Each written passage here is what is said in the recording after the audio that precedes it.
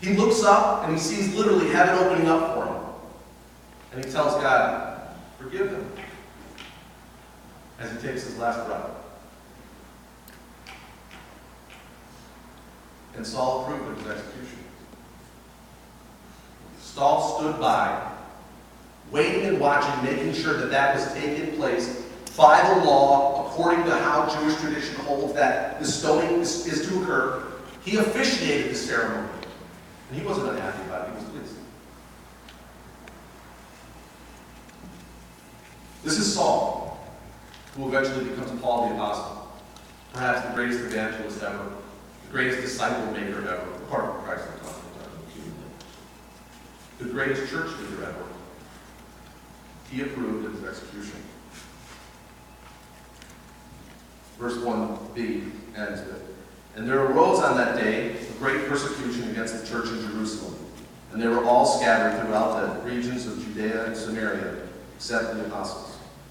Now it's interesting when we think about Acts is essentially this history book of the early church. That word persecution is only used 2 times. Once here, and Luke is very clear to call this a great persecution. He makes that designation. When he talks about Paul later being persecuted, he doesn't call it great. So Luke is saying, what Paul is going to go through is mild compared to what's going on here and now. This is a great persecution that the church is under. And what happens? The believers are scattered throughout the region of Judea and Samaria, except for the apostles. Now here's something that's interesting. If you have an uprising, let's say the United States, I gotta be careful because I know I got Texans in here. But Texas is always the place that they talk about, they're going to secede, they're going to break off the Union. Let's just say Texas decided to. They're going to challenge it. Who are we going after? Who do we go after? The leader. Whoever's heading up the uprising, right? We take him out, the thing dies out, right?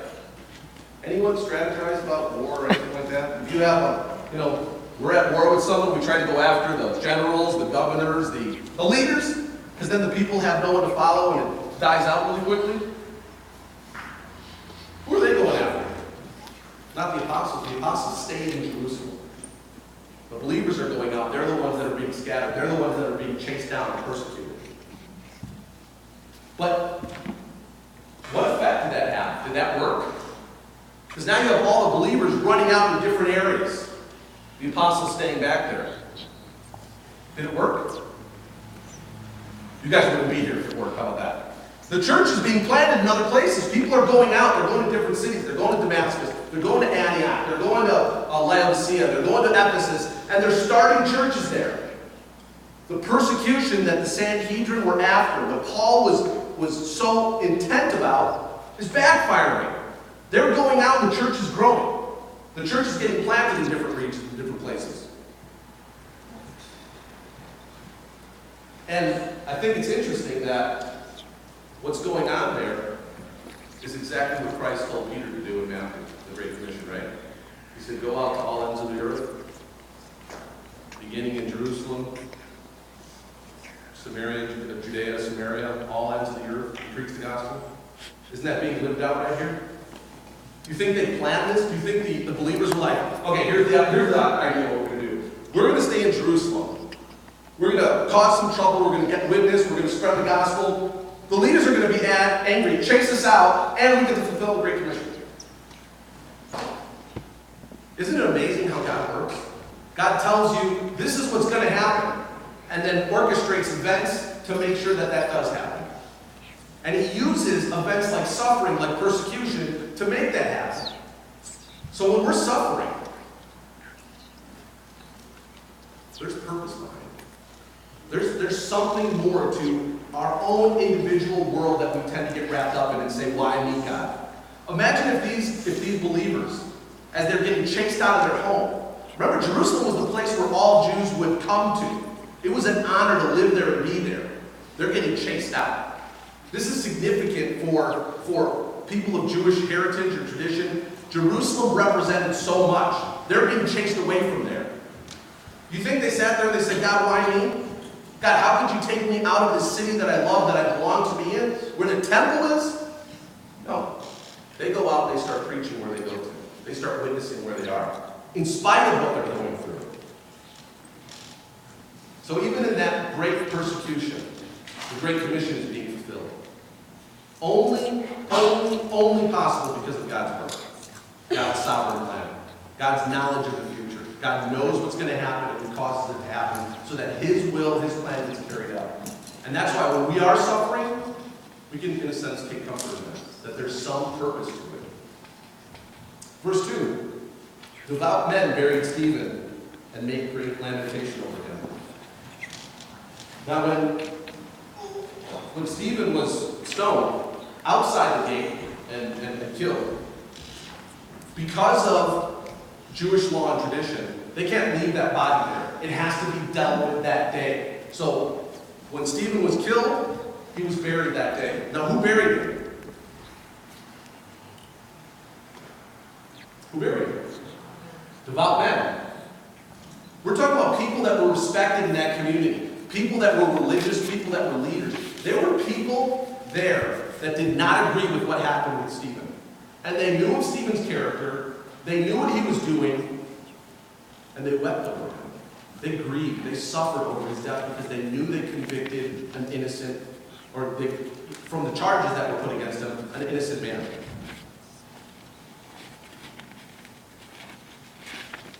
In the Talmud, you are not allowed to mourn over the loss or death of a criminal.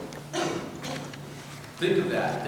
Part of their faith teaches that if a criminal is convicted and killed, you are not allowed to have this grieving, mournful time for this loss. It's just, he's a criminal, he's wrong, he's evil, whatever. They take him outside the city and just pretty much leave him there. And yet here we have devout men bury him, grieve over him, lament over him. They knew Stephen, they knew his character, and they were broken over him. Verse 3, we get back to our buddy Saul. But Saul was ravaging the church and entering house after house. He dragged off men and women and committed them to prison. It's nice to know that Paul was very cool in his impressiveness. He didn't sing about just men. Women after women too, so hey, treated them all fairly. You consider yourself a believer, male, female, didn't make a difference. I'm dragging you away and putting you in prison. Remember, this is Saul, who becomes Paul. This is what he's doing. Approves the execution, he goes out ravaging the church, dragging them around. Literally, he would go to their home, knock on their door, drag them out, hand them over to the prisoners. They took them over, and the prison guards, they took them over and locked them up. Now those who were scattered about went preaching the word. Now there's a famous quote, and I don't know who did it, so I can't attribute it to someone, but it's essentially, the blood of the martyrs is the seed of the church. So think about this early church, this thing that's just getting going, just beginning, and people are getting killed, imprisoned. And instead of causing other believers to weaken in their faith, to turn away from it, it just strengthens the whole concept of the church. Now they're going after it. Now they're really going, you know what? We're being persecuted. Instead of giving 10%, we're going to give 20.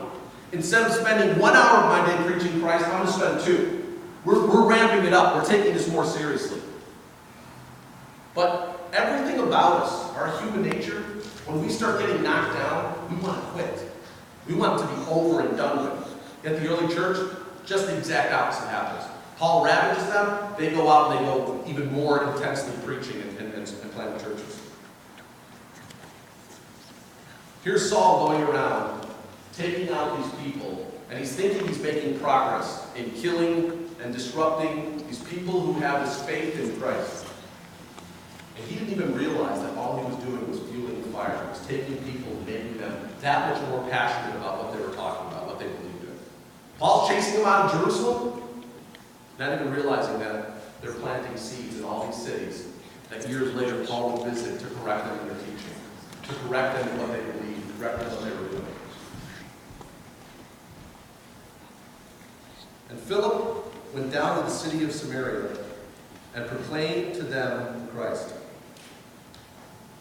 This is where I really want to kind of focus on what we're talking about here in this section. The Samaritans have always been this kind of like ugly stepbrother of the Jews. Stepchild, I don't even know the phrase, but you know what I'm saying. It's kind of been like that black sheep that they've kind of kicked out. Years back, they had a split when they wanted, the Jews were going to rebuild the temple after the exile. And Samaritans came along and said, hey, can we take part in this? The Jews go, no, you're not here. We don't want you to have any hand in this. So the Samaritans, rightfully, were a little upset. So what they decided that they were going to do is they're going to build their own temple. You have your temple in Jerusalem. We don't want anything to do with it. We're going to take the temple and we're going to build it on a different mountain, Mount Gerizim, which eventually the Jews destroyed. So there's this animosity that's been building between the Jews and the Samaritans that just long simmering. They don't really like them. They don't like each other. The Jews look down at the Samaritans. They think they're, lesser than them. They hold this view of superiority over the Samaritans. They just don't really care for them. They consider them second-class citizens. And the Samaritans are kind of going, we kind of start from the same place. In a sense, we're family. Why do you reject us? Why do you turn away from us? Why do you keep us out of this? So, over time, the Samaritans would slowly pick and choose a few things from the Jewish faith and then incorporate some of their own thing. So they follow different things. They believe different things. The idea of Samaritan was looked down upon. You all know the story of the Good Samaritan. The Samaritan's laying on the road. Jesus is telling this parable, and everyone passing by. And they were just looked upon as just so lowly, so disgusting, the Samaritans were. And as a matter of fact, in John, someone actually calls Christ a Samaritan as an insult. We see this all the time with racism and oppressing certain people because of their ethnicity and stuff. We use that as a sense of, you're one of these people. And it becomes a big insult. We use someone's ethnicity as a way to knock them down. This is the relationship between the Jews and the Samaritans. They were just despised. They were unliked. So I want to ask you guys, who are the Samaritans in your life? Who do you look at? And I know one's going to get to it. But who do you look at and determine, you're not worthy of my time? You're not worthy of my friendship? You're not worthy of me sharing Christ with you? And I think that if we truly all really examine our hearts, we all have those people in our lives that we look at and just go, you know what? They're not even worth time. This part specifically, this verse, really strikes me. And I think, for me, I went through this phase where I really felt God prompting me to plant a church. And it was always a matter of where is it going to be? What neighborhood should I go to? Now, I had lived in Pilsen for at least 8 years, and I'm still thinking to myself, God, I'm more than willing, but where do you want it to go? Where do you want it to be? What neighborhood do you want it to be? And at some point, I finally realized that God was talking to me about Pilsen.